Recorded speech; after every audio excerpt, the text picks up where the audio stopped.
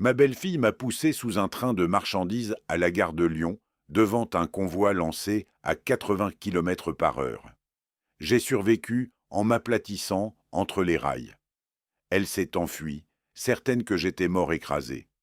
Mais quand elle m'a vu rentrer à la maison, indemne, souriant, un verre de chambertin à la main, son véritable cauchemar a commencé. Avant de continuer, abonnez-vous à notre nouvelle chaîne, car celle-ci va bientôt fermer.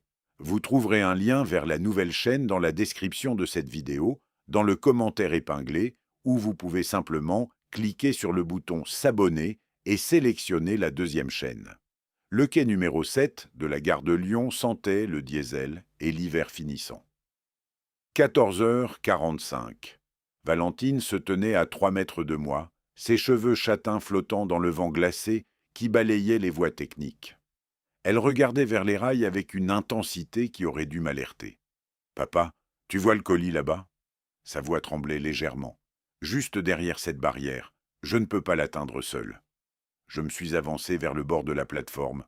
67 ans, mais encore assez alerte pour aider ma belle-fille à récupérer un colis égaré. Quelle délicate attention de ma part. Le grondement a déchiré l'air avant que je ne voie quoi que ce soit. Un train de marchandises, 80 km/h, peut-être plus. Les rails vibraient sous mes pieds. C'est alors que j'ai senti ses mains, deux paumes fermes contre mon dos. Une poussée brutale, précise, pas une hésitation, pas un accident. Le temps s'est dilaté de façon obscène. Je basculais dans le vide, mes bras battant l'air comme un pantin désarticulé. Mon épaule a heurté le ballast entre les rails, ma joue s'est écrasée contre le métal froid d'une traverse. L'instinct a pris le relais. Je me suis aplati, recroquevillé, les bras serrés contre le torse. Le monstre d'acier a surgi au-dessus de moi, dans un vacarme apocalyptique. 4 secondes. 4 secondes où chaque wagon m'a volé un battement de cœur. Le souffle du train aspirait l'air de mes poumons. L'odeur de graisse et de fer chaud me suffoquait. Mon crâne à 15 centimètres des essieux qui défilaient. 1, 2, 3, 4. Le silence qui a suivi était presque pire que le fracas. J'ai entendu des pas précipités s'éloigner sur le quai. Valentine qui fuyait. Valentine qui croyait que le travail était fait. Je suis resté immobile encore 2 minutes complètes. Mes mains tremblaient. Mon costume Armani de 1987, celui que je portais toujours pour les occasions spéciales, était maculé de cambouis. J'ai glissé mes doigts sur mon visage. Du sang. Une coupure superficielle à la tempe. Rien de grave. Rien de mortel. J'ai rampé jusqu'au bord du quai, hissé mon corps sur le béton. Un employé de la SNCF accourait au loin, mais j'ai levé la main. Ça va. Simple étourdissement. Il a froncé les sourcils mais n'a pas insisté. Les Français respectent l'intimité d'un homme en costume 3 pièces, même couvert de graisse. Dans le taxi qui me ramenait au 47 avenue de Ségur, j'ai observé Paris défiler derrière la vitre. Les arbres nus du boulevard. Les façades haussmanniennes impassibles. La ville qui avait été mon terrain de jeu professionnel pendant 40 ans. Chaque rue racontait une histoire de contrats notariés, de successions délicates, de patrimoine transmis ou disputé. J'avais passé ma carrière à démêler les nœuds familiaux, à protéger les héritages, à garantir que la loi française soit respectée dans toute sa rigueur aristocratique. Et voilà que ma propre belle-fille venait d'essayer de me tuer. L'ironie me faisait presque sourire. Presque. À 16h20, j'ai tourné la clé dans la serrure de mon appartement. 95 mètres carrés face aux Invalides. Le parquet craquait sous mes pas. Je me suis versé un verre de Chambertin 2010. Ma main ne tremblait plus. Curieux comme le corps humain s'adapte vite au fait d'avoir frôlé la mort. Je me suis installé dans mon fauteuil Voltaire, celui en cuir bordeaux près de la fenêtre. Mon reflet dansait dans le cristal du verre. Un homme encore vigoureux malgré l'âge. Des cheveux gris fer, une mâchoire qui n'avait jamais supplié. 40 années de notariat vous forgent une certaine résilience. 18h30 précise. J'ai entendu la clé tourner dans la serrure. Mes clés. Celles que j'avais données à Valentine quand elle s'était mariée avec Thomas il y a 3 ans. Pour qu'elle se sente chez elle, avais-je dit. Quelle touchante naïveté. La porte s'est ouverte. Valentine est apparue la première, Thomas juste derrière elle. Leur visage. Ah, leur visage valait tous les chambertins de ma cave. La stupeur absolue. La bouche de Valentine s'est ouverte en un « oh parfait ». Thomas a saisi son bras, comme pour la retenir de s'effondrer. J'ai levé mon verre dans leur direction. « Bonsoir, Valentine. » Ma voix était d'un calme olympien. « Tu as oublié ton colis à la gare. » Elle est devenue d'une pâleur de craie. Ses lèvres ont remué sans qu'aucun son n'en sorte. Thomas l'a tirée vers l'arrière, ses yeux de chef de cuisine écarquillés comme s'il venait de voir le plat principal prendre feu. « Comment ?» Valentine a finalement articulé. « Tu... le train ?»« Le train ?» J'ai fait tourner le vin dans mon verre, observant la lumière ambrée du lustre se réfracter dans le rubis liquide. Ah oui, ce petit incident. J'ai eu de la chance, on dirait. Les rails entre les voies sont parfaitement espacés pour qu'un homme de ma corpulence puisse comment dire, se lever confortablement. J'ai bu une gorgée. Le chambertin avait ce goût de terre et de cerise noire que j'adorais. C'est fou comme certains détails techniques peuvent sauver une vie, n'est-ce pas? Thomas reculait maintenant, entraînant Valentine vers la porte. Leurs regards affolés balayaient la pièce comme s'ils cherchaient une issue de secours dans un incendie. Je me suis levé lentement, très lentement. J'ai posé le verre sur le guéridon Louis XV. « Sortez !» Le mot a claqué comme un coup près. Immédiatement. Valentine a ouvert la bouche. Thomas l'a refermée d'une pression sur son bras. Ils ont reculé dans le couloir. La porte s'est refermée dans un clic définitif. Je suis retourné à mon fauteuil. J'ai repris mon verre. Dehors, la nuit tombait sur Paris et avec elle, quelque chose de nouveau venait de naître dans ma poitrine. Pas de la colère, non. Quelque chose de plus froid, de plus patient, de plus notarial. Je n'ai pas dormi cette nuit-là. Comment l'aurais-je pu? J'étais assis à mon bureau en merisier, celui que j'avais acheté lors de ma première année comme clerc de notaire en 1978. La lampe de banquier projetait un cercle de lumière verte sur mes mains croisées. Une tentative de meurtre. Voilà ce que c'était. Pas un accident, pas une bousculade malencontreuse. Un meurtre prémédité. Le colis inexistant. Le rendez-vous arrangé précisément à 14h45. L'horaire du train de marchandises qu'elle devait connaître. J'analysais la situation comme j'aurais décortiqué un dossier de succession complexe. Méthode, rigueur, détachement émotionnel. Le mobile était évident, l'argent, mon patrimoine. 1 540 000 € au bas mot. L'appartement avenue de Ségur valait 780 000 € selon la dernière estimation. La maison de famille à Beaune, 420 000. Mes économies, 340 000. Sans compter ma collection de vins de Bourgogne entreposée dans la cave de Beaune. 65 000 € de breuvage qui ne demandaient qu'à vieillir encore quelques décennies. Valentine et Thomas avaient besoin d'argent, beaucoup d'argent. Thomas voulait ouvrir sa chaîne de restaurants gastronomiques depuis 2 ans. Valentine m'en avait parlé lors de notre dernier déjeuner dominical, il y a 3 semaines. « Papa, Thomas a une opportunité incroyable, 400 000 € d'investissement. Si seulement je mourais plus vite. » Le souvenir m'a frappé avec la violence d'un train de marchandises. Il y a 5 ans, Valentine venait d'épouser Thomas. Elle portait cette robe Chanel que je lui avais offerte pour son 30e anniversaire. Nous déjeunions chez Lasserre, place Franklin Roosevelt. Le champagne pétillait dans les flûtes de cristal. « Papa, avait-elle dit en posant sa main sur la mienne, je voulais te dire, tu as été plus qu'un beau-père pour moi. Tu as été un vrai père. Maman aurait été si fière de voir l'homme que tu es resté après sa mort. » Ses yeux brillaient. Les miens aussi, je dois l'avouer. Quand elle est partie, avait-elle continué, j'avais 17 ans. Tu aurais pu me mettre dans un pensionnat, te débarrasser de la fille, d'une femme qui n'était pas la tienne biologiquement.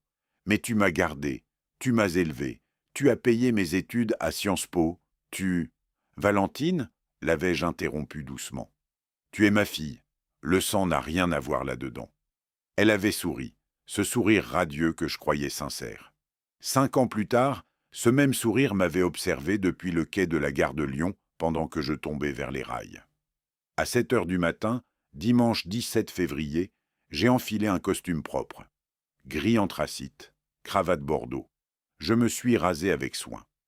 Mon reflet dans le miroir montrait un homme fatigué mais résolu. Le commissariat du 12e arrondissement sentait le café réchauffé et le désinfectant. L'officier d'accueil m'a fait patienter 20 minutes avant qu'un inspecteur ne daigne me recevoir. Monsieur, il a consulté la fiche que l'officier lui avait tendue. Leroy, Patrick Bernard, police judiciaire. Asseyez-vous. On me dit que vous souhaitez porter plainte pour tentative d'homicide. Ses sourcils se sont haussés d'1 centimètre. C'est une accusation grave. J'en suis conscient, monsieur l'inspecteur. J'ai sorti de ma poche intérieure une enveloppe contenant mes notes. Hier, samedi 16 février, à 14h47 précisément, ma belle-fille Valentine Leroy m'a poussé sur les voies ferrées de la gare de Lyon devant un train de marchandises lancé à environ 80 km/h. Bernard s'est redressé dans son fauteuil. Vous avez l'air plutôt vivant pour quelqu'un qui... Je me suis aplati entre les rails. Le train est passé au-dessus de moi. J'ai touché la petite croûte à ma tempe. Ceci est ma seule blessure. Un silence. Bernard me scrutait comme s'il évaluait ma santé mentale. Monsieur Leroy, a-t-il repris d'un ton plus doux. Vous êtes certain que ce n'était pas un accident, une bousculade involontaire? Les quais de gare sont bondés le samedi après-midi. J'ai été notaire pendant 40 ans. Ma voix était glaciale. J'ai passé ma carrière à distinguer les accidents des actes intentionnels, les erreurs des fraudes, les malentendus des mensonges délibérés. Je connais la différence entre un accident et une tentative de meurtre. Bernard a décroché son téléphone. « Martine ? Oui, j'ai besoin qu'on vérifie les caméras de surveillance de la gare de Lyon. Samedi 16 février, 14h47, quai numéro 7. » Le mardi 19 février, l'inspecteur Bernard m'a rappelé. « Monsieur Leroy, nous avons les images. C'est troublant. On voit clairement une poussée à 2 mains. Votre belle-fille et son mari sont convoqués pour un interrogatoire demain matin. Le mercredi 20 février, je suis retourné au commissariat. Depuis une salle d'observation, j'ai vu Valentine et Thomas dans la salle d'interrogatoire. Elle portait un tailleur bleu marine, lui, une veste sobre. Le costume de l'innocence outragée. « C'est absurde !» La voix de Valentine tremblait avec une conviction presque touchante. « Papa a trébuché. J'ai tendu la main pour le rattraper, mais... Oh mon Dieu, c'était horrible. Je croyais qu'il était mort. J'ai paniqué. Je suis parti en courant chercher de l'aide. » Thomas hochait la tête avec vigueur. Valentine était hystérique quand elle m'a appelé, complètement traumatisée. Bernard a fait rejouer la vidéo, 1 fois, 2 fois, 3 fois. Madame Leroy, sa voix était neutre. On voit distinctement vos 2 mains pousser votre beau-père, pas attraper, pas retenir, pousser. Valentine a éclaté en sanglots, parfaitement calibré. Je ne sais pas ce qui m'a pris. C'était un moment de folie passagère, le stress, les problèmes financiers. Elle s'est tournée vers la caméra, vers moi qu'elle savait derrière la vitre sans teint. « Papa, pardonne-moi, je t'en supplie. » Le vendredi 22 février, l'inspecteur Bernard m'a convoqué dans son bureau. « Monsieur Leroy, l'enquête est officiellement ouverte pour tentative d'homicide. Le procureur de la République estime qu'il y a suffisamment d'éléments pour poursuivre. » Il a marqué une pause. Cela dit, vous comprenez que la justice française prend du temps. Entre les expertises psychiatriques, les reports d'audience, les procédures, on parle de mois, peut-être d'années avant un procès. Je l'ai remercié et je suis sorti dans la lumière pâle de février. Le vent glacé balayait le boulevard Diderot. J'ai marché jusqu'au quai de Seine, les mains dans les poches de mon pardessus Burberry. La justice pénale serait lente, incertaine. Valentine plaiderait la folie passagère, le stress post-traumatique, que sais-je encore. Elle aurait peut-être une peine avec sursis, peut-être même s'en sortirait-elle avec une simple obligation de soins psychiatriques. Non, ce n'était pas suffisant. J'ai regardé l'eau grise de la Seine couler sous le pont de Bercy. 40 années de pratique notariale venaient de trouver leur application la plus personnelle. La vengeance ne serait pas criminelle. Elle serait civile, méthodique, implacable.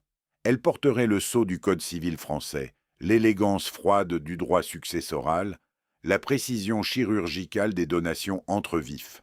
Valentine voulait mon héritage, elle l'aurait. Exactement ce que la loi française l'obligeait à avoir. Pas un euro de plus. J'ai souri pour la première fois depuis samedi. Un sourire que mes anciens clients auraient reconnu. Celui que je portais quand je déjouais une tentative de fraude successorale, quand je protégeais un patrimoine familial contre des héritiers indignes. Le notaire en moi venait de reprendre du service, pour la cause la plus personnelle de ma carrière. Le lundi 25 février, j'ai pris le métro jusqu'à la station Miromesnil. L'étude de maître Béatrice Moreau se trouvait au 3e étage d'un immeuble haussmannien impeccable, le genre d'adresse qui respire la respectabilité bourgeoise. 28 ans que nous nous connaissions. Nous avions débuté comme clercs dans la même étude en 1978, elle et moi. Deux jeunes idéalistes persuadés que le droit était l'instrument ultime de la justice. L'ironie ne m'échappait pas. Jean-Pierre. Elle s'est levée de son bureau en acajou massif pour m'accueillir. Cheveux gris coiffés en chignon strict, tailleur anthracite, lunettes demi-lune. L'incarnation même de la rigueur notariale. « Je suis contente de te voir. Comment vas-tu depuis… » Elle a hésité. « Depuis l'incident. » L'incident.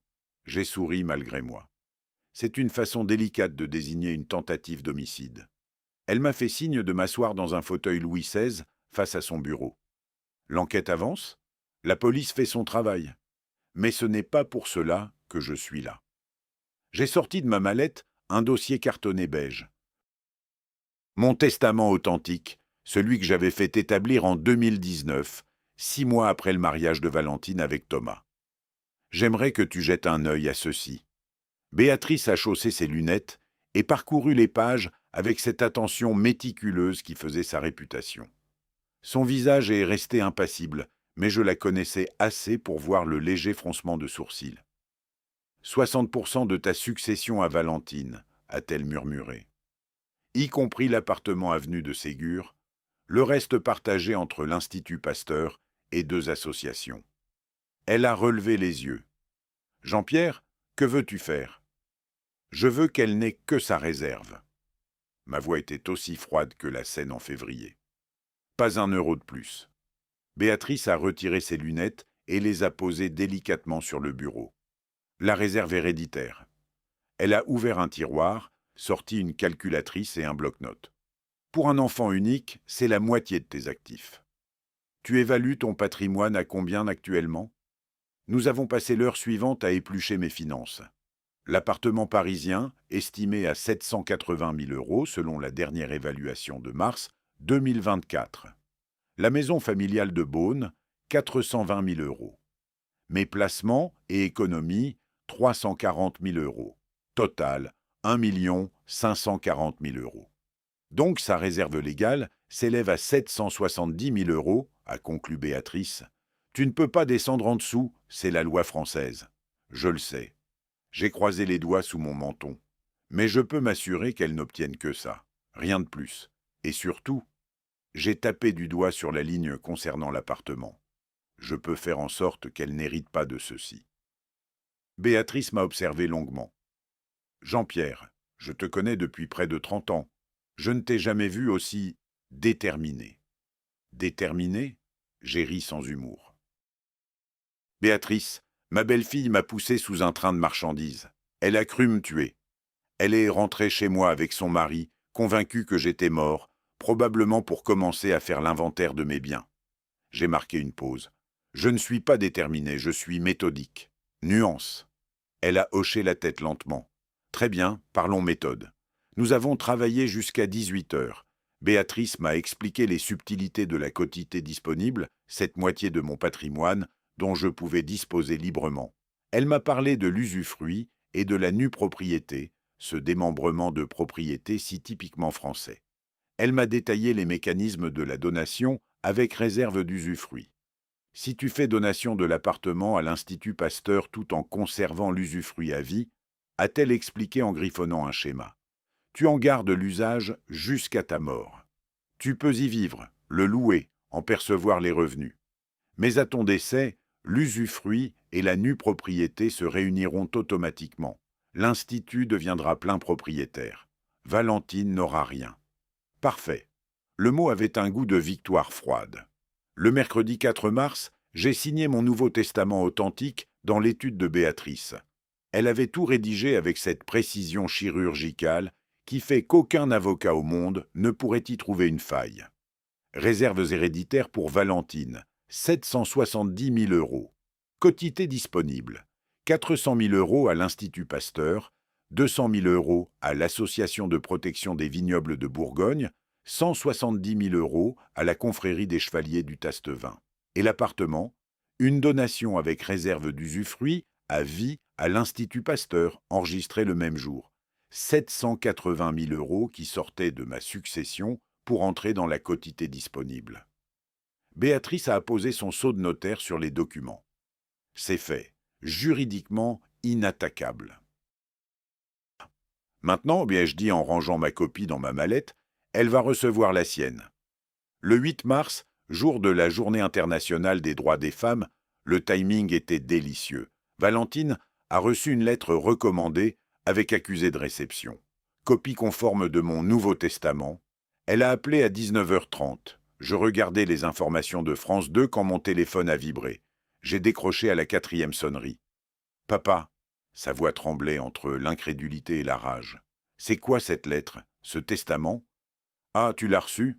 J'ai baissé le volume de la télévision. « Bien, je voulais être transparent avec toi sur la disposition de mes biens. »« Transparent? Transparent ?» Elle criait maintenant. « Tu me déshérites. L'appartement va à l'Institut Pasteur. La maison de Beaune, tu ne dis rien sur Beaune, mais je parie que tu as déjà prévu de la donner à une autre association de tes amis viticulteurs. » Valentine, j'ai laissé ma voix prendre ce ton professoral que j'utilisais avec mes clients les plus obtus. Je ne te déshérite pas. La loi française ne me le permettrait pas, comme tu le sais sans doute. Tu recevras exactement ce que la loi t'accorde, ta réserve héréditaire. 770 000 euros, pas un centime de moins. Mais pas un centime de plus non plus, elle haletait. Tout le reste, tu le donnes à des étrangers. La loi te protège, Valentine. J'ai laissé chaque mot tomber comme un couperet. Tu auras ta réserve, exactement ce que la loi exige, ni plus ni moins. N'est-ce pas rassurant de savoir que la législation française est aussi prévisible? Un silence, puis un sanglot, ou peut-être un cri de rage étouffé. Je te déteste. Probablement pas autant que tu m'as détesté sur ce quai de gare. J'ai raccroché. Je suis retourné à mon fauteuil. Mes mains ne tremblaient pas. Mon cœur battait à un rythme parfaitement normal. Dehors, Paris s'illuminait dans la nuit tombante. Quelque chose en moi avait définitivement changé. La victime qui s'était relevée des rails il y a 3 semaines n'existait plus. Les jours suivants ont été d'une tranquillité trompeuse. Pas d'appel de Valentine, pas de visite surprise. Le silence d'avant la tempête, comme on dit. Sauf que j'étais celui qui préparait la tempête. Le 10 mars, Valentine est apparue à ma porte. Sans Thomas cette fois. Elle portait un manteau beige Burberry et son expression la plus contrite. J'ai reconnu cette expression, c'était celle qu'elle arborait à 15 ans quand elle voulait quelque chose après avoir fait une bêtise. « Papa » a-t-elle commencé avant même que je ne l'invite à entrer. Je suis désolé. Pour tout. Pour la gare, c'était un accident terrible, je le jure. J'ai paniqué, j'ai eu peur, je ne savais plus ce que je faisais. Ses yeux brillaient de larmes parfaitement calibrées. Et pour mes paroles au téléphone, j'étais sous le choc en recevant ce testament. Mais j'ai réfléchi. Tu as raison, la loi est la loi. J'aurais presque applaudi la performance. Presque. Entre, ai-je dit simplement. Nous nous sommes assis au salon. Elle a refusé le café que je lui proposais. Trop nerveuse, a-t-elle dit. Je me suis installé dans mon fauteuil habituel, elle sur le canapé en velours vert. Papa, je voulais te dire, peut-être que j'ai réagi trop émotionnellement. Elle torturait un mouchoir en papier entre ses doigts. Tu as le droit de disposer de tes biens comme tu l'entends. En effet, je l'observais comme on observe un spécimen sous microscope. C'est juste que... Elle a levé les yeux vers moi, grand, implorant. Thomas et moi, nous avons ce projet de restaurant. C'est une opportunité incroyable. Mais nous avons besoin de liquidités avant le 15 avril. 400 000 euros. Ah, nous y voilà. La maison de Beaune, a-t-elle continué, sa voix prenant un ton plus assuré maintenant qu'elle abordait le vrai sujet. Papa, soyons honnêtes, tu n'y vas presque plus, c'est grand, c'est cher à entretenir. Tu ne penses pas qu'il serait temps de... De vendre? J'ai terminé sa phrase. Oui? Ses yeux se sont illuminés. On pourrait obtenir au moins 420 000 euros. Tu pourrais garder l'argent, l'investir, et quand, enfin, plus tard, ce serait dans ma réserve héréditaire de toute façon. La logique était imparable. Enfin, pour quelqu'un qui ne comprenait rien aux subtilités de la planification successorale. Justement, ai-je dit lentement, j'y ai pensé. Son visage s'est illuminé comme un sapin de Noël. Mais je veux d'abord y passer une dernière belle saison. Le printemps bourguignon est magnifique. J'ai souri. Peut-être pourrais-tu m'aider avec le jardin fin mars? Comme quand tu étais petite, tu te souviens? J'ai vu la micro-expression de contrariété traverser son visage avant qu'elle ne la masque. Bien sûr, papa, avec plaisir. Le 18 mars, elle a rappelé. Papa, tu ne penses toujours pas que vendre Beaune serait plus raisonnable? Tu es seul. La maison est trop grande. Valentine, j'ai répondu avec une patience infinie. J'ai dit que j'y réfléchissais. Laisse-moi profiter d'un dernier printemps là-bas. Est-ce trop demandé? Elle a accepté. Que pouvait-elle faire d'autre? Le 28 mars, nous avons pris la route pour Beaune. Mon Peugeot 508 grise avalait les kilomètres de l'A6 pendant que Valentine bavardait avec un enthousiasme forcé. Thomas était resté à Paris. Son restaurant l'accaparait, avait-elle expliqué. En réalité, je soupçonnais qu'il ne pouvait pas supporter de me regarder en face après ce qui s'était passé à la gare. Bien. La maison familiale se dressait à la sortie de Beaune, entourée de vignobles qui commençaient tout juste à bourgeonner. Villa les Vignes, comme l'avait baptisé mon grand-père en 1947. Pierre de Bourgogne, toiture en tuiles vernissées, 300 mètres carrés répartis sur 2 étages. Le genre de propriété qui fait saliver les agents immobiliers. Valentine est descendue de voiture et a tourné sur elle-même, contemplant la façade. Je voyais presque les euros défiler dans ses yeux, comme sur une machine à sous. « C'est encore plus beau que dans mon souvenir », a-t-elle murmuré. « Viens, ai-je dit, je vais te montrer quelque chose. » Je l'ai menée à la cave. Pas la cave à provisions, la vraie cave, celle que mon grand-père avait fait creuser en 1952. 15 mètres sous terre, température constante de 12 degrés, hygrométrie parfaite. 450 bouteilles de grands crus bourguignons alignées dans des casiers en chêne. Chambertin, Romanée Conti, Clos de Vougeot, Corton Charlemagne. 65 000 euros de vin, ai-je dit en caressant une bouteille poussiéreuse. Certaines ont plus de 40 ans. Valentine regardait les bouteilles avec une avidité qu'elle ne prenait même plus la peine de cacher. C'est impressionnant.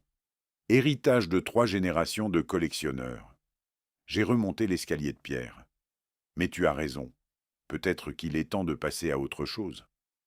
Ce soir-là, nous avons dîné dans la grande salle à manger.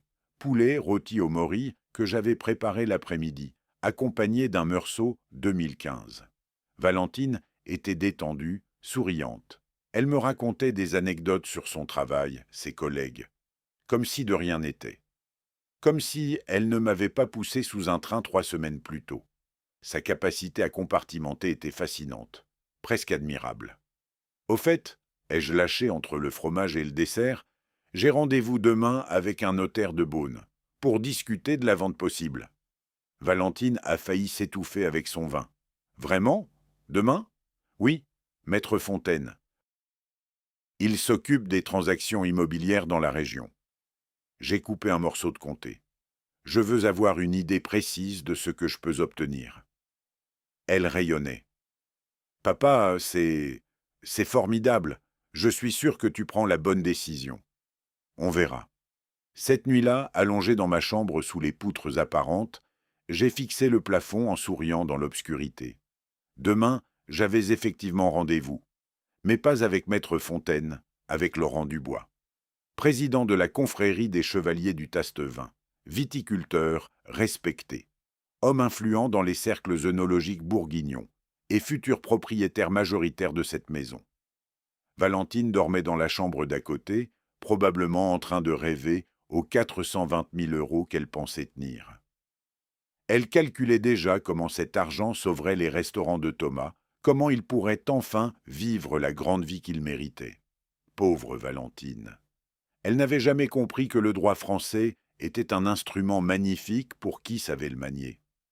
40 ans de pratique notariale m'avaient appris chaque subtilité, chaque mécanisme, chaque échappatoire légal.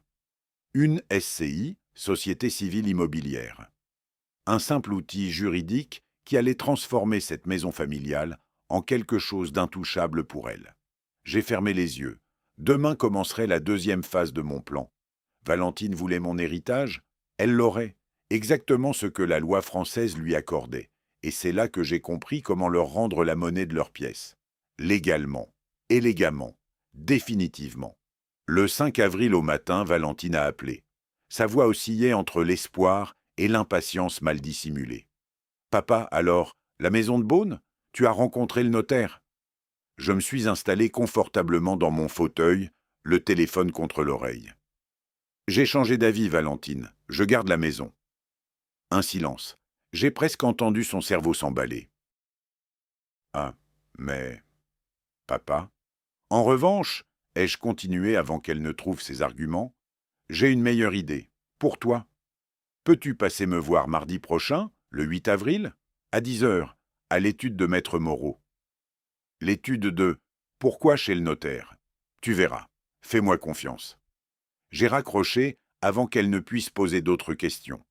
Le 8 avril, Valentine est arrivée pile à l'heure. Béatrice nous attendait dans son bureau, un épais dossier ouvert devant elle. Valentine s'est assise, les mains crispées sur son sac Longchamp. « Valentine, ai-je commencé d'une voix douce, je sais que toi et Thomas avez besoin d'argent pour votre projet. » Le 15 avril approche.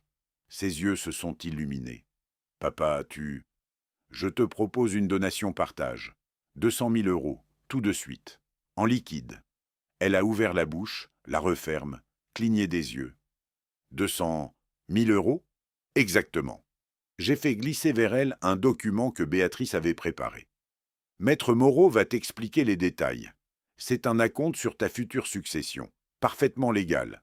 Tu reçois l'argent maintenant, et cette somme sera déduite de ta part à mon décès. » Béatrice a pris le relais avec son professionnalisme habituel. « Madame Leroy, la donation-partage est un instrument très avantageux. Elle vous permet de recevoir une partie de votre héritage de votre vivant, du vivant de Monsieur Leroy, je veux dire. La valeur est fixée au moment de la donation. » Valentine regardait les chiffres sur le papier. 200 000 €. De quoi sauver le projet de Thomas. « Il y a une condition, ai-je ajouté. Tu signes que tu renonces à toute contestation future de ma succession. » Je dois consulter un avocat. « Naturellement, prends ton temps. Enfin, j'ai consulté ma montre. Tu as jusqu'au 14 avril. Ensuite, l'offre expire. » 3 jours plus tard, elle a rappelé. Son avocat lui avait confirmé que c'était une offre généreuse.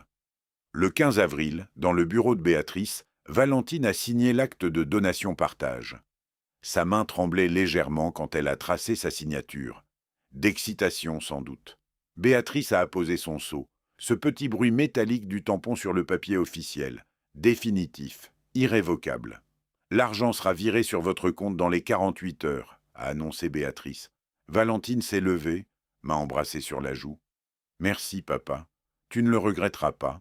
Thomas va créer quelque chose de magnifique avec cet argent.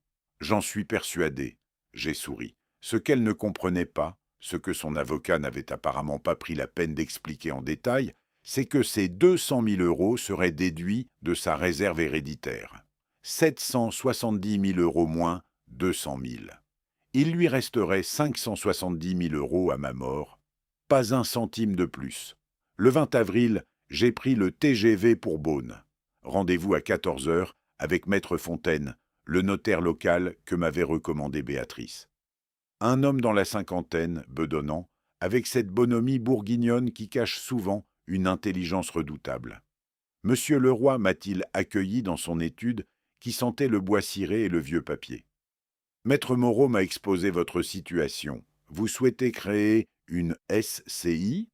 Une société civile immobilière, oui. Pour la maison familiale? Nous avons passé 2 heures à rédiger les statuts.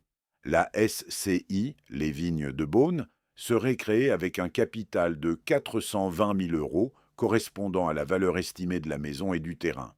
J'en détiendrai 100% des parts sociales. Pour commencer, l'avantage, expliquait Maître Fontaine en griffonnant des notes, c'est que vous pouvez ensuite donner des parts plutôt que la maison elle-même, plus souple, plus stratégique. Exactement ce que je pensais. Le 22 avril, j'ai déjeuné avec Laurent Dubois dans un petit restaurant de Beaune. Laurent présidait la confrérie des chevaliers du Tastevin depuis 8 ans.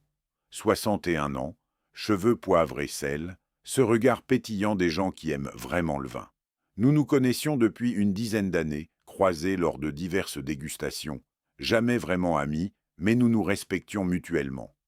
Laurent, ai-je dit après avoir commandé un Pommard 2018, j'ai une proposition qui pourrait intéresser la confrérie. Il a levé un sourcil. Je t'écoute.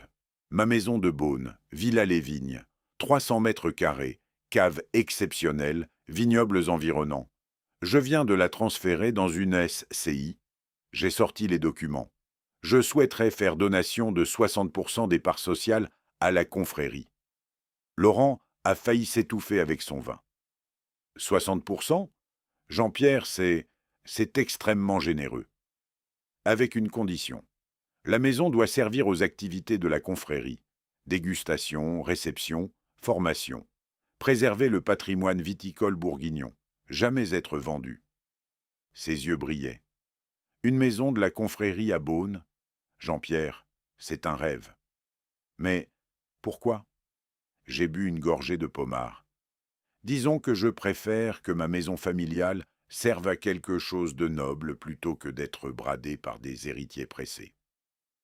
Le 25 avril, nous étions de retour chez Maître Fontaine, Laurent, moi et le trésorier de la confrérie. L'acte de donation a été signé. 60% des parts sociales de la SC, ainsi les Vignes de Beaune, transférées à la confrérie des chevaliers du Tastevin. Maître Fontaine a apposé son sceau. Ce même bruit métallique, musique à mes oreilles. Donc, a résumé le trésorier en étudiant les documents, la confrérie détient maintenant la majorité. Nous contrôlons l'avenir de cette maison. Exactement, ai-je confirmé. Je garde 40%. Mais toute décision majeure nécessite votre accord. Laurent m'a serré la main avec émotion. Jean-Pierre, au nom de la confrérie, merci. C'est un legs magnifique. Dans le TGV qui me ramenait à Paris, j'ai observé le paysage bourguignon défiler. Les vignobles au printemps, verts et prometteurs. Ma maison familiale n'appartiendrait jamais à Valentine. Elle appartenait désormais à des gens qui comprenaient la valeur du vin, de la tradition, du patrimoine. À ma mort, Valentine hériterait de 40% des parts d'une SCI. Valeur estimée, 168 000 euros, pas la maison. Juste une participation minoritaire dans une société dont elle ne contrôlerait rien. J'ai souri en regardant les vignes défiler. Le piège était en place. Le 1er mai, Thomas a inauguré son restaurant Le Gourmet Moderne, dans le 11e arrondissement. Rue Jean-Pierre Timbaud, entre un café bio et une boutique de vêtements vintage. Valentine m'avait envoyé une invitation par message. Pas de carton officiel, j'ai noté. Probablement pour économiser. Je n'y suis pas allé, mais j'ai pris note de l'adresse. Les 2 premières semaines, selon ce que Valentine me racontait lors de ses appels triomphants, le restaurant marchait bien. Papa, on a des réservations tous les soirs. Thomas est tellement doué, les critiques adorent. Merveilleux, répondais-je. Le 15 mai, j'ai réservé une table pour 4, 20h30, au nom de Monsieur Leroy. J'ai invité Laurent Dubois et 2 autres membres influents de la confrérie, Philippe Garnier, sommelier renommé, et Alain Rousseau, propriétaire de plusieurs domaines viticoles. Nous sommes arrivés en costume cravate. L'établissement était moderne, minimaliste, avec ses tables en bois brut et ses chaises inconfortables si à la mode.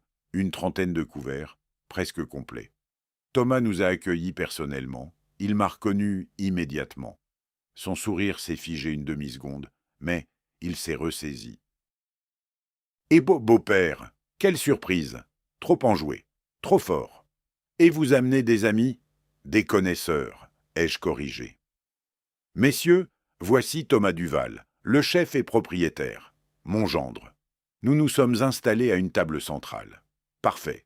Tout le restaurant pourrait nous entendre. La carte des vins est arrivée. Je l'ai parcourue avec l'attention qu'un chirurgien porterait à un scanner médical. Laurent a fait de même, ses sourcils se fronçant progressivement. Le Gevrey Chambertin 2015, ai-je annoncé assez fort. Nous prendrons 2 bouteilles. Le sommelier, un jeune homme d'à peine 25 ans qui portait son titre comme un déguisement, a apporté les bouteilles. J'ai examiné les étiquettes. Millésime 2015, ai-je lu à voix haute. Très haute. Intéressant. Laurent a débouché la première bouteille, a versé un peu dans son verre, l'a fait tourner, a humé, a goûté.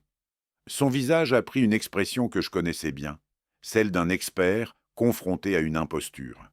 Ce vin, a-t-il déclaré d'une voix qui portait jusqu'aux tables voisines, n'est absolument pas un 2015. Le sommelier est devenu cramoisi. Monsieur, je vous assure, j'ai goûté ce domaine en 2015. A continué Laurent implacable. Ce vin a maximum 4 ans. C'est un 2018, peut-être 2019, certainement pas 2015. Les conversations aux tables voisines se sont tues. Tous les regards se sont tournés vers nous. J'ai pris le relais. Et la température de service? J'ai placé ma main sur la bouteille. 18 degrés, je dirais. Pour un Bourgogne, c'est criminel. On devrait servir à 15 degrés. Philippe Garnier a hoché la tête. Le vin est complètement étouffé. Les arômes n'expriment rien. Thomas est sorti de sa cuisine, attiré par le brouhaha. Son visage, quand il a compris ce qui se passait, est passé du rouge au blanc en moins de 3 secondes. Fascinant, vraiment. « Messieurs, a-t-il bafouillé, il doit y avoir une erreur. » Une erreur, ai-je répété en fixant mon verre. Oui, plusieurs en fait. Nous avons commandé les plats. La suite a été édifiante. Le turbo au beurre blanc était correct, mais quand Philippe a demandé à visiter les cuisines, droit de tout client en France, il a remarqué la chambre froide. 8 degrés, a-t-il murmuré à notre table en revenant. Pour du poisson, ça devrait être à 4 maximum. Nous n'avons rien dit de plus, pas besoin. Les autres clients avaient entendu. Je voyais les regards, les chuchotements. Nous sommes partis vers 23 heures. J'ai laissé un pourboire généreux, je ne suis pas mesquin, et un sourire à Thomas qui se tenait près de la caisse, livide. Excellente soirée, ai-je dit. Très instructive. Le 20 mai, la critique est tombée dans le fooding. Prétentieux et décevant, la carte des vins trompeuse. Service approximatif. 2 étoiles sur 10. Valentine a appelé, hystérique. « Papa, c'est toi? Tu as fait exprès de les emmener ?» Valentine, j'ai dîné dans un restaurant, c'est interdit. Tu les as fait critiquer le vin, en public. Ils ont dit la vérité, le millésime était faux, la température incorrecte. Ce sont des faits. J'ai marqué une pause. Thomas devrait être plus rigoureux. Le 25 mai, j'ai téléphoné à un ancien contact professionnel. Monsieur Bertrand, inspecteur principal à la DGCCRF, Direction générale de la concurrence, de la consommation et de la répression des fraudes. Nous nous étions croisés lors d'une affaire de succession compliquée en 2018. Pas un ami, un contact, une connaissance professionnelle. Monsieur Leroy m'a-t-il salué. Que puis-je faire pour vous? Simple suggestion, Monsieur Bertrand. Un nouveau restaurant dans le 11e.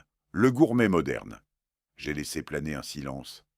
Peut-être vaut-il la peine de vérifier que tout est conforme. Les nouveaux établissements sont toujours intéressants à contrôler. Son ton était neutre, professionnel. Merci de l'information. Le 3 juin, l'inspection est arrivée. 2 fonctionnaires en costume gris, mallette en main. Thomas n'a rien pu faire. En France, vous ne refusez pas un contrôle de la DGCCRF. Le rapport a été accablant. Conservation des aliments non conformes, température de la chambre froide pour le poisson à 8 degrés au lieu de 4. Absence de plusieurs affichages obligatoires concernant les allergènes. 2 plats au menu qui ne correspondaient pas exactement aux ingrédients servis. Rien de dramatique. Rien qui mette en danger les clients. Mais suffisant. 4 500 € d'amende, plus un avertissement officiel inscrit au dossier. Plus l'obligation de mise en conformité sous 15 jours. Le 10 juin, Valentine a débarqué avenue de Ségur, sans prévenir, sans sonner. Elle avait encore les clés, je ne les avais pas récupérées. Elle a claqué la porte derrière elle. C'est toi qui as fait ça. J'étais dans mon fauteuil, un verre de chambertin à la main, comme toujours. Bonsoir Valentine, entre, je t'en prie. L'inspection, la DGCCRF, c'est toi. Ses yeux brillaient de larmes de rage. Tu veux nous détruire. Valentine, j'ai reposé mon verre avec soin. J'ai simplement dîné dans un restaurant. J'ai constaté certaines irrégularités. Les autorités compétentes ont fait leur travail. Mais c'est toi qui les as appelés. Prouve-le. Ma voix était glaciale. J'ai juste dîné dans un restaurant. C'est interdit? Elle tremblait de tout son corps. Thomas est apparu derrière elle, le visage défait. Monsieur Leroy, a-t-il commencé. On peut discuter. De quoi, Thomas? J'ai croisé les doigts sous mon menton. De la façon dont tu gères ton établissement, de tes problèmes avec la DGCCRF, de ta carte des vins mensongères. Ses mâchoires se sont serrées. On va arranger tout ça. On va se mettre en conformité. Excellente idée. J'ai souri. J'espère que ton banquier sera patient. Valentine a ouvert la bouche, l'a refermée. A compris. Ils sont partis sans un mot de plus. Je suis retourné à mon fauteuil, à mon chambertin, à la vue sur Paris qui s'illuminait dans le crépuscule. Le premier coup était porté, pas le dernier. Mais celui-ci était particulièrement satisfaisant. Leur visage, cette panique dans leurs yeux, cette compréhension progressive qu'ils ne contrôlaient plus rien. Délicieux. Le 15 juin, Valentine a engagé un avocat. Maître Antoine Rousseau, spécialiste du droit successoral, bureau dans le 8e arrondissement. J'ai appris son nom 3 jours plus tard par Béatrice, qui connaissait tout le monde dans le milieu notarial parisien. Un requin, m'a-t-elle dit au téléphone. Mais un requin qui nage dans un aquarium. Tant que tu restes dans les limites de la loi, il ne peut rien. Je n'ai jamais quitté ces limites. Je sais. C'est pour ça que j'ai créé un dossier de 80 pages documentant chaque acte. Anticipation, Jean-Pierre. Le 18 juin, Maître Rousseau a demandé un rendez-vous avec Béatrice. Protocole standard. Tentative de négociation avant l'escalade judiciaire. J'y suis allé. Pourquoi pas? J'adore le théâtre. Rousseau avait la cinquantaine, cheveux gominés, costume Hugo Boss, montre Omega. Le genre d'homme habitué à gagner par intimidation. Messieurs, dames, a-t-il commencé en ouvrant un dossier épais. Mon client, Madame Valentine Leroy, conteste le testament de Monsieur Leroy ainsi que les donations effectuées ces derniers mois. Béatrice a croisé les mains sur son bureau. Sur quel fondement juridique? Abus de droit, captation d'héritage déguisé, vice du consentement. Il a aligné les termes comme des cartes sur une table de poker. Monsieur Leroy a systématiquement dépouillé sa fille de son héritage légitime. Sa réserve héréditaire est intacte, ai-je dit calmement. 770 000 €. Moins les 200 000 de la donation partage qu'elle a acceptée, 570 000 € lui reviendront. La loi française est respectée. L'appartement avenue de Ségur, a continué Rousseau sans me regarder. Donation avec réserve d'usufruit, viager à l'Institut Pasteur. Signé le 10 juin. 3 jours après l'inspection de la DGCCRF au restaurant de Monsieur Duval. Le timing est suspect. Le timing, a répliqué Béatrice, est celui qu'a choisi mon client. Il a le droit de disposer de sa quotité disponible comme il l'entend. L'usufruit lui permet de garder le contrôle de son logement jusqu'à sa mort. Rousseau a sorti un autre document. Nous demandons une expertise psychiatrique. Évaluer la capacité de discernement de Monsieur Leroy au moment des signatures. J'ai souri. J'attendais ce coup. Maître Rousseau, Béatrice a glissé une enveloppe sur le bureau. Certificat médical du docteur Alain Mercier, daté du 3 juin. Une semaine avant la signature contestée. Examen complet. Conclusion. Monsieur Leroy jouit de toutes ses facultés mentales. Aucun signe de déficience cognitive. Le visage de Rousseau s'est durci imperceptiblement. Nous contestons également la donation des parts sociales de la SCI Les Vignes de Beaune. 60% donnés à une confrérie vinicole, privant ainsi Madame Leroy de... De quoi ai-je interrompu? De la propriété minoritaire d'une société qu'elle héritera à ma mort? La maison appartient à la SCI, pas à moi. Je ne peux donner que ce que je possède, mes parts. 40% resteront dans ma succession. Mais la maison familiale n'est plus une maison familiale. C'est un actif d'une société civile immobilière. Nuance. J'ai croisé les jambes. Vous êtes excellent, maître Rousseau, vraiment, mais la loi française est aussi claire que précise sur ces questions. La réunion a duré encore 40 minutes. Rousseau a tenté tous les angles. Abus de faiblesse. Insanité d'esprit. Manœuvre dolosive. Chaque fois, Béatrice sortait un document, un précédent, une jurisprudence. Nous sommes sortis de l'étude à 18 heures. Le soleil de juin baignait la rue de Miromesnil d'une lumière dorée. « Il va quand même tenter une procédure », a dit Béatrice. « Pour la forme, pour justifier ses honoraires. » Qu'il tente. J'ai respiré l'air tiède. J'ai le temps et les moyens. Le 25 juin, la bombe est tombée. Valentine a découvert la donation de l'appartement. Son avocat avait demandé tous les actes notariés me concernant des 6 derniers mois. Béatrice était obligée de les fournir. Elle a appelé à 20h30, hystérique. « L'appartement! Tu as donné l'appartement !»« La nue propriété, ai-je corrigé. L'usufruit reste à mon nom, à vie. C'est notre maison, j'y ai grandi. Tu as grandi dans la maison de ta mère, que j'ai payée, que j'ai entretenue, dans laquelle tu as vécu gratuitement jusqu'à tes 25 ans. Ma voix était d'acier. Cette maison où tu es revenu pour célébrer ma mort, tu t'en souviens, le 16 février?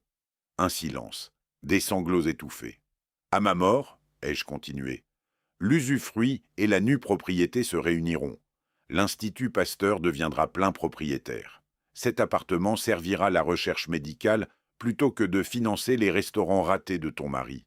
Papa, 780 000 € qui sortent de ma succession et entrent dans ma quotité disponible, parfaitement légale. Ton avocat te l'a confirmé, je présume. Elle a raccroché. Le 1er juillet, Rousseau a déposé une requête en annulation devant le tribunal de grande instance. Béatrice m'a appelé. Ils invoquent la lésion, prétendent que la donation-partage de 200 000 € était déséquilibrée. Et le juge a rejeté en première lecture. Valentine a signé après consultation de son propre avocat. Elle a renoncé à toute contestation future.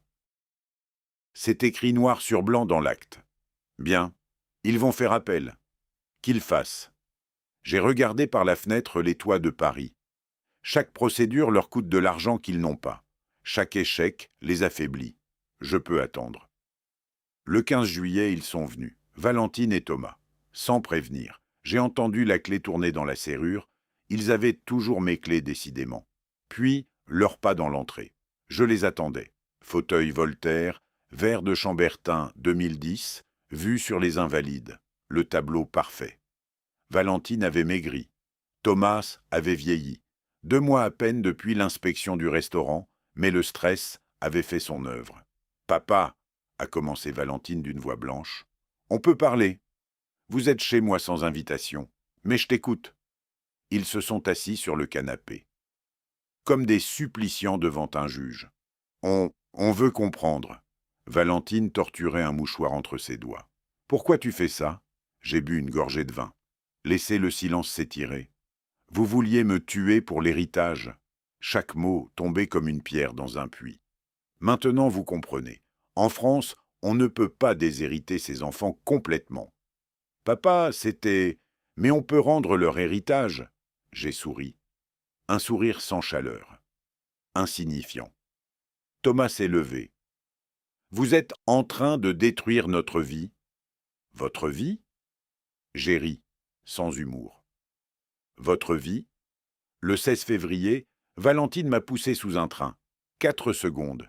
4 secondes où j'ai cru mourir. Où est-ce que j'entrais dans votre vie à ce moment-là? Valentine pleurait maintenant. Vraiment. Pas des larmes de crocodile. Vous aurez 570 000 € de ma succession. J'ai reposé mon verre. Après mes funérailles, j'ai 67 ans. Je suis en excellente santé. Mon père est mort à 94 ans. J'ai marqué une pause. Profitez de l'attente.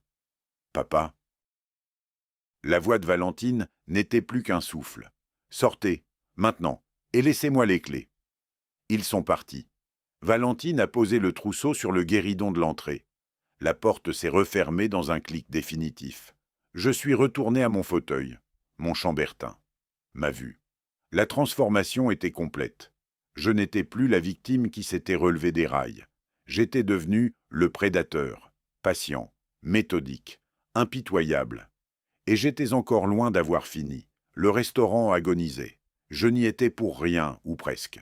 Les critiques négatives, l'inspection, la réputation ternie avaient fait leur œuvre. Le bouche-à-oreille parisien est impitoyable. Un restaurant médiocre peut survivre. Un restaurant avec une réputation de fraude sur les vins et de problèmes sanitaires, condamné. Le 25 juillet, Valentine a vendu ses bijoux. Une broche art déco héritée de sa mère. Des boucles d'oreilles en diamant que je lui avais offertes pour ses 30 ans. Un bracelet Cartier de Thomas. 15 000 € au total selon ce que m'a rapporté un bijoutier de la rue de la Paix. Ancien client, nous avions géré la succession de sa mère en 2019. « Monsieur Leroy, m'avait-il dit au téléphone, votre belle-fille est passée ce matin. Elle était désespérée. J'ai pris les pièces, mais elle pleurait. Le prix était juste, plus que juste, je lui ai donné le maximum. Bien, merci de m'avoir prévenu. 15 000 €, une goutte d'eau face aux 150 000 que Thomas devait à la banque. Août, le mois des vacances. Paris se vidait. Les Parisiens partaient, sur la Côte d'Azur, en Bretagne, à l'étranger. Les restaurants survivaient sur les touristes. Mais les touristes ne fréquentaient pas les établissements avec 2 étoiles sur 10 dans le fooding. Le 5 août, selon ce que m'a raconté Valentine lors d'un appel désespéré, ils ont tenté de trouver des investisseurs. Impossible. Août, tout le monde était en vacances. Les bureaux fermés. Les décideurs introuvables. Papa, avait-elle supplié. Juste un conseil. Tu connais des gens? Tu pourrais nous mettre en contact avec... Non. Papa, s'il te plaît. Tu as essayé de me tuer, Valentine, pour de l'argent, et maintenant tu me demandes de t'aider à en trouver? J'ai laissé le silence peser. Non. Le 20 août, la banque a envoyé une mise en demeure. 150 000 € à rembourser avant le 15 septembre. Sinon, saisie des actifs du restaurant. Liquidation forcée. Thomas a appelé ses parents, retraités modestes à Toulouse. Ils ont envoyé 30 000 €, toutes leurs économies, leur fonds de sécurité pour la vieillesse, disparus en fumée dans le gouffre financier de leur fils. 90 jours depuis l'ouverture du restaurant, 350 000 € engloutis, 200 000 de Valentine, 150 de la banque, 30 000 de la famille, sans compter les 4 500 d'amende. Le 1er septembre, Valentine est revenue, seule cette fois, sans Thomas.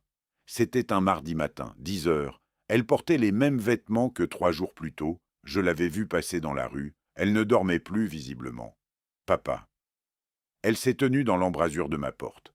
Je ne l'avais pas invitée à entrer. Un prêt, 120 000 €, on te remboursera. Avec intérêt, je te signerai ce que tu veux. Je l'ai regardée, cette femme de 34 ans qui ressemblait maintenant à 50, les cernes, les cheveux ternes, les mains tremblantes. Tu as essayé de me tuer. Ma voix était neutre, factuelle. Tu crois vraiment que je vais te prêter de l'argent? C'était une terrible erreur. Les larmes coulaient maintenant. J'étais désespéré. Thomas avait besoin... On était perdus. Je ne savais plus ce que je faisais. Moi aussi, j'étais désespéré. J'ai fait un pas vers elle, sous ce train, quand les wagons passaient à 15 centimètres de mon crâne.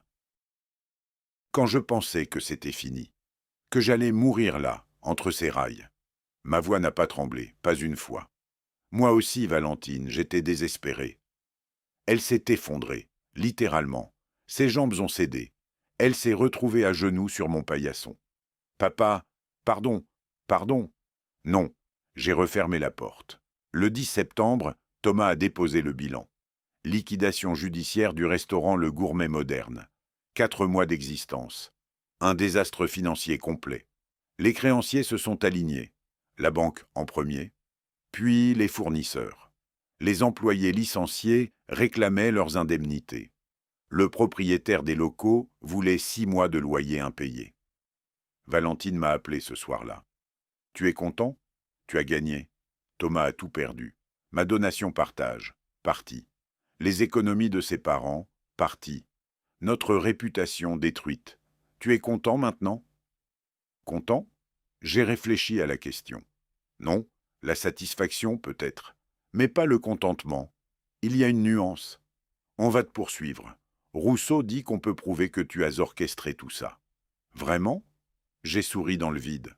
J'ai dîné dans un restaurant, j'ai constaté des irrégularités, j'ai suggéré à un fonctionnaire de faire son travail. Tout est légal. Pause. Prouve-le, Valentine. Prouve que j'ai fait quoi que ce soit d'illégal. Silence. Je te déteste. Probablement. Mais tu me détestais déjà le 16 février. La différence, c'est qu'aujourd'hui, tu ne peux plus rien me faire. Elle a raccroché. Septembre passait. Paris reprenait vie après les vacances. La rentrée. Les feuilles commençaient à jaunir dans les parcs. L'air se rafraîchissait. J'ai reçu une lettre de Rousseau. Dernière tentative. Proposition de médiation. Valentine accepterait de retirer toute plainte si j'annulais les donations et rétablissait le testament de 2019. J'ai relu la lettre 3 fois. Puis, je l'ai posée sur mon bureau, à côté d'une autre lettre. Celle de l'inspecteur Bernard, datée du 8 septembre. Monsieur Leroy, l'enquête pour tentative d'homicide progresse. Les preuves vidéo sont accablantes. Le procureur estime qu'un procès est possible. Souhaitez-vous maintenir votre plainte ? 2 lettres, 2 directions possibles. J'ai pris mon téléphone, composé le numéro de Bernard. Monsieur l'inspecteur, Jean-Pierre Leroy. Oui, je maintiens ma plainte, intégralement. Puis j'ai appelé Béatrice. L'offre de médiation de Rousseau. Réponds-lui que mes dispositions sont définitives et irrévocables. Tu es sûr ? Sa voix était douce. Jean-Pierre, c'est ta belle-fille. Elle a essayé de me tuer. J'ai regardé par la fenêtre. Paris s'étalait sous mes yeux. Elle n'est plus rien pour moi. Le 15 septembre, Valentine et Thomas ont dû quitter leur appartement. Loyer impayé depuis 2 mois. Expulsion. Ils sont allés vivre chez les parents de Thomas à Toulouse. Paris les recrachait. Comme la ville recrache tous ceux qui croient pouvoir la conquérir sans en payer le prix. Je suis resté dans mon fauteuil. Mon chambertin, ma vue. Ils avaient contre-attaqué, avec des avocats, des menaces, des larmes, du désespoir. Mais j'étais préparé. Depuis le début, depuis ce moment sur les rails où j'avais décidé que plus jamais je ne serais une victime. Le prédateur en moi était pleinement éveillé maintenant, patient, méthodique, impitoyable, et je n'avais pas fini. Le 18 septembre, Valentine a pris le TGV pour Beaune, seule. Thomas était à Toulouse, cherchait du travail dans les cuisines des restaurants où il avait autrefois rêvé d'être chef propriétaire. La chute est toujours plus brutale quand on a visé haut. Elle ne m'avait pas prévenu. Je l'ai su par Laurent Dubois qui m'a appelé vers 15 heures.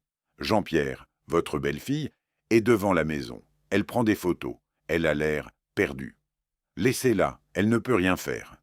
Je sais, c'est juste, elle pleure. Elle pleurait déjà le 16 février, à la gare, quand elle croyait m'avoir tué. J'ai regardé par la fenêtre de mon appartement parisien. Ces larmes ne me concernent plus. 20 minutes plus tard, Valentine m'a appelé. Sa voix était blanche. Il y a une plaque, sur la maison. SCI, les vignes de Beaune. C'est quoi ce... Une société civile immobilière, ai-je interrompu calmement. J'ai créé une société pour gérer la maison familiale, parfaitement légale. Mais, la maison appartient désormais à la SCI, pas à moi. Je détiens 40% des parts sociales. À ma mort, tu hériteras de ces 40%. Valeur estimée, 168 000 euros. Un silence, je l'entendais respirer. Et les 60% restants? Offerts à la confrérie des Chevaliers du Tastevin, le 25 avril dernier, juste après ta donation partage. J'ai souri dans le vide. Tu étais si heureuse ce jour-là, avec tes 200 000 euros. Elle a raccroché. Mais je savais qu'elle ne lâcherait pas. Pas encore. Le 25 septembre, son avocat, le pauvre Rousseau qui gagnait chaque bataille, sauf la guerre, a obtenu copie de tous les actes. SCI a créé le 20 avril. Donation départ, le 25 avril. Capital social, 420 000 euros. 60% à la confrérie, 40% à Jean-Pierre Leroy. Le soir même, Valentine a de nouveau appelé. Ton avocat a tout vérifié, je présume, ai-je dit avant qu'elle ne parle. Il dit que c'est légal. Sa voix tremblait. Que la maison n'est plus ton actif personnel. Que tu ne peux transmettre que tes parts. Exactement. La loi française est merveilleusement précise sur ces questions. Mais c'est notre maison de famille. Non, Valentine. C'était Mia, maison familiale. Achetée par mon grand-père en 1947. Transmise à mon père. Transmise à moi. J'ai marqué une pause. Tu n'as jamais eu de droit dessus, juste l'espoir d'en hériter. Cet espoir vient de se réduire à 40% d'une société. Le 1er octobre, elle a fait le déplacement, à Beaune, pour rencontrer Laurent. Je n'y étais pas. Laurent m'a tout raconté le soir même, autour d'une bouteille de Volnay. Elle est arrivée en début d'après-midi, m'a-t-il dit. Costume noir, attaché case. Très professionnelle. Mais ses mains tremblaient. Qu'est-ce qu'elle voulait? Racheter nos parts. Laurent a ri. Elle a proposé 100 000 euros pour les 60%, la moitié de leur valeur, comme si nous étions idiots. Et tu as dit que la maison servira la confrérie pendant les 100 prochaines années, que c'est écrit dans l'acte de donation, que M. Leroy a été très généreux et très clair sur ses intentions. Il a bu une gorgée. Elle a pleuré, Jean-Pierre, vraiment pleuré. Je sais, elle pleure bien. Le 15 octobre, j'ai reçu un appel de Béatrice. Jean-Pierre, leur avocat abandonne. Rousseau vient de me confirmer qu'il ne poursuivra plus aucune procédure. Trop de défaites, trop de frais pour ses clients qui ne peuvent plus payer. Elle a marqué une pause. C'est terminé. Tu as gagné. Gagné? J'ai regardé la liste devant moi. Tous mes actifs, leur destination. Appartement avenue de Ségur, nue propriété à l'Institut Pasteur, usufruit, viager à moi. Valeur 780 000 euros. Valentine n'aurait rien. Maison de Beaune, SCI à 60% confrérie, 40% moi. Valentine hériterait de 40% de part. Valeur 168 000 euros. Économie, 340 000 euros moins 200 000 donnés à Valentine. Reste 140 000 euros dans ma succession. Quotité disponible, entièrement distribuée entre Institut Pasteur, Association viticole et confrérie. Réserve héréditaire de Valentine. 570 000 euros. Pas un centime de plus. Oui, Béatrice, ai-je répondu. J'ai gagné. Ce soir-là, j'ai ouvert une bouteille de Romanée Conti 1999. 26 ans d'âge. 3 000 euros la bouteille. Je l'avais achetée en 2005 pour célébrer un jour spécial. Ce jour était arrivé. Je me suis assis dans mon fauteuil Voltaire. La nuit tombait sur Paris. Les lumières s'allumaient sur les Invalides. Le vin était parfait, complexe, profond, patient, comme moi. Valentine avait voulu me tuer pour mon héritage. Elle l'aurait, dans 20 ans, peut-être 30, 570 000 euros, le minimum que la loi française lui garantissait. Mais l'appartement où elle avait grandi, l'Institut Pasteur, la maison où elle avait passé ses étés d'enfance, contrôlée par une confrérie de passionnés de vin. Le reste, dispersé entre des causes qui me tenaient à cœur. J'ai levé mon verre vers la fenêtre, vers Paris qui scintillait dans la nuit. À la justice, ai-je murmuré. À la française. Le 20 octobre, l'inspecteur Bernard m'a convoqué au commissariat. L'enquête criminelle avait avancé. Les preuves vidéo, les analyses, les témoignages. Monsieur le roi, a-t-il dit en me tendant un dossier épais. Le procureur de la République estime que nous avons suffisamment d'éléments pour un procès. Tentative d'homicide volontaire. Il m'a regardé dans les yeux. Mais, si vous retirez votre plainte, Madame le roi échappera probablement à la prison. Probation, sursis, suivi psychiatrique. J'ai feuilleté le dossier, les images de la gare. Valentine me poussant, le train, mon corps entre les rails, ses pas qui s'éloignent en courant. Monsieur l'inspecteur, ai-je refermé le dossier. Continuez. Le 23 octobre, Valentine et Thomas ont reçu leur convocation. Procès, fixé au 15 décembre 2025. Cour d'assises de Paris. Tentative d'homicide avec préméditation. Peine encourue. Jusqu'à 10 ans de prison. Valentine m'a appelé à 23 heures, hystérique. Et 10 ans? Il parle de 10 ans de prison. C'est la peine prévue par le code pénal, oui. Ma voix était neutre, clinique. Papa, je t'en supplie, retire ta plainte. Non, je vais en prison. Tu aurais dû y penser le 16 février, avant de me pousser. C'était une erreur. Une erreur qu'on paie, Valentine. C'est comme ça que fonctionne la justice. Le 26 octobre, au matin, on a sonné à ma porte. 10 heures précises. J'ai ouvert. Valentine, seule. Elle portait le même manteau beige Burberry qu'en mars, mais il pendait maintenant sur un corps amaigri. Ses cheveux gris commençaient à apparaître à la racine. 34 ans, mais elle en paraissait 50.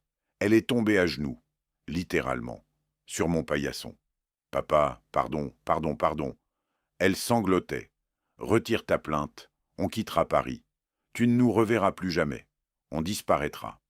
Mais s'il te plaît, ne me laisse pas aller en prison. Je l'ai regardée.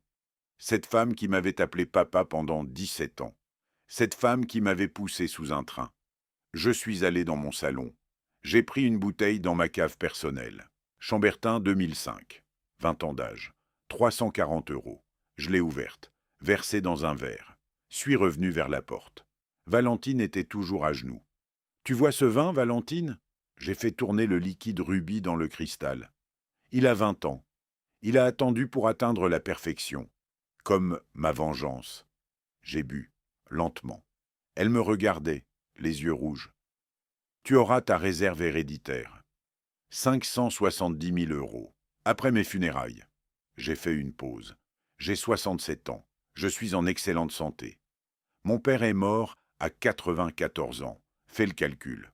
Papa, l'appartement ira à l'Institut Pasteur. La maison de Beaune est contrôlée par des gens qui apprécient le vin plus que l'argent. Je me suis dirigé vers la fenêtre. Et ta tentative de meurtre? Le procès aura lieu. Je me suis retourné. Elle pleurait toujours. En France, on dit « la vengeance est un plat qui se mange froid ». J'ai souri. Mais moi, je préfère. La justice est un vin qui se bonifie avec le temps. Je suis ta fille? Non. Le mot a claqué comme un coup de fouet. Tu as cessé d'être ma fille le 16 février à 14h47. Maintenant, tu n'es qu'une femme qui a essayé de me tuer et qui va en répondre devant la justice. Elle s'est relevée, chancelante, brisée. Je te maudis. Vas-y, ça ne changera rien. Elle est partie. Le 28 octobre, j'ai reçu un courrier recommandé de l'étude de Béatrice. Document officiel. Récapitulatif complet de ma succession pour information de Madame Valentine Leroy. Réserve héréditaire. 570 000 € après déduction de la donation partage de 200 000 €. Quotité disponible, entièrement distribuée. Appartement 47 avenue de Ségur. Donation avec réserve d'usufruit, viager à l'Institut Pasteur. Madame Leroy n'héritera pas de ce bien. Maison de Beaune, propriété de la SCI à Les Vignes de Beaune.